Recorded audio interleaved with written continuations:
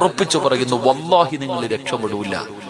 മറ്റൊരാൾ നശിക്കുന്നതിനു വേണ്ടി ഇങ്ങനെയുള്ള മന്ത്രവാദങ്ങൾ ചെയ്ത് തകർക്കാൻ നോക്കുന്നവർ നിങ്ങളുടെ ജീവിതവാ തകർക്കണേ. നിങ്ങളൊരു അല്പനേരത്തെ സന്തോഷത്തിന് വേണ്ടി മറ്റൊരുത്തൻ നശിക്കാൻ വേണ്ടി നിങ്ങൾ ചെയ്യുമ്പോ, അള്ളാഹുവിന്റെ ഖുർആൻ പഠിച്ച ഒരു ഹാഫിളായ പയ്യനെ ഞാൻ കണ്ടു.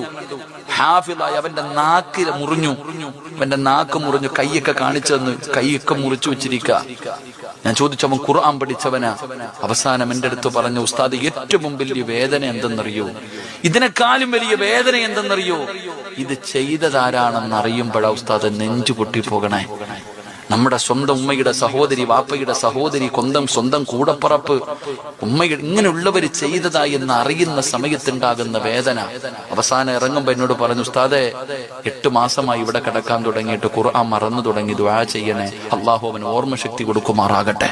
എന്റെ പ്രിയപ്പെട്ട സഹോദരങ്ങളെ, നമുക്ക് അസൂയ വല്ലാതെ